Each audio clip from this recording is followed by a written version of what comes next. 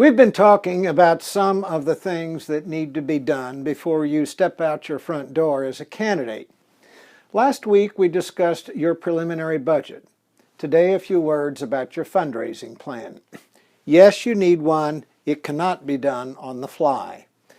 The first rule of fundraising: know the rules. If you don't, find someone who does.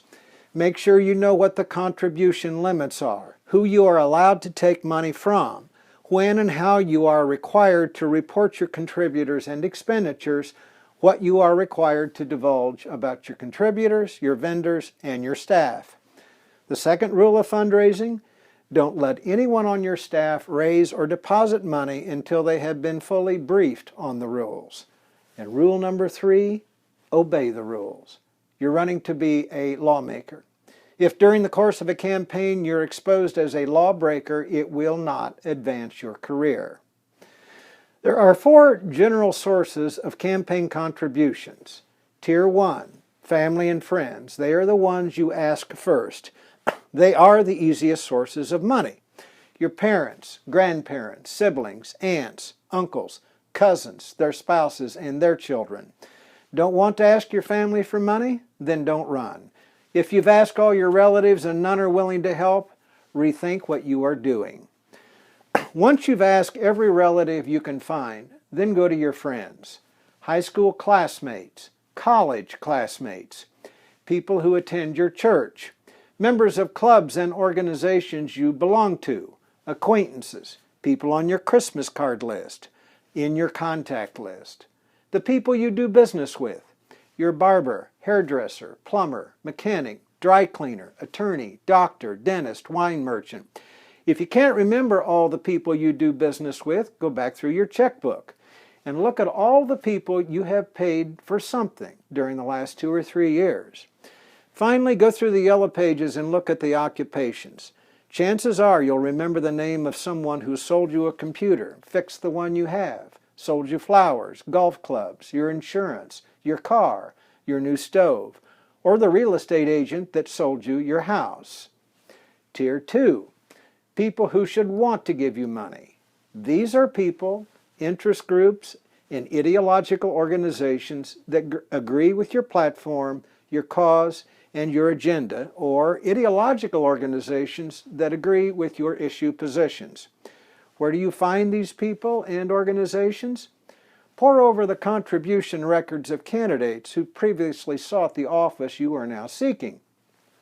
Look at the contribution records of candidates who hold positions similar to yours. Tier 3, people who can be persuaded to support you if you're running a good campaign. Now, even well-heeled groups are not going to give a lot of money to someone with no chance of winning. However, once your campaign is on track and you are in the news, you will find there are plenty of people who may be willing to help you. How do you find them? Start with the people who have already invested in your campaign. Here's a pretty good rule of thumb. Anybody who has given you $1,000 knows 2 who can give you $500. So once you have determined what you can raise from the Tier 1 and Tier 2 group, estimate what they can bring in through their friends and their connections, and make it easy for them to help.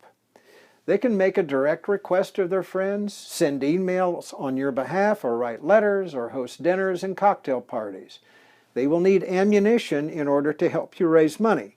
Good newspaper clippings, some promising poll numbers, things that prove that you've made progress and that you have a good chance of winning. Tier 4. These are people who despise your opponent. If your opponent is an incumbent, chances are they have made a decision or cast a vote that upset a constituent or an interest group or somebody who has a fat checkbook. Let them know they have a compelling interest in stopping this dangerous person from holding public office. And the surest way to do that is by giving a donation to your campaign. These are the common sources of money. And when you've done your homework and estimated the amount of money that you can raise from each tier, you have the beginnings of a fundraising plan. Once you've done the numbers by tier, you can then decide how to bring it in. Candidate solicitation, surrogate solicitation, direct mail, emails, and internet fundraising, cocktail parties, dinner parties, large and celebrity events. Have questions? Call me at 845-458-1210. If you'd like a copy of a more detailed fundraising plan from my book, email me at jay@jaytownsend.com. I'll send it to you. Just put fundraising plan into the subject line. Please also be sure to visit jaytownsend.com to get your copy of my free book, The 10 Worst Mistakes Candidates Make. I'm Jay Townsend.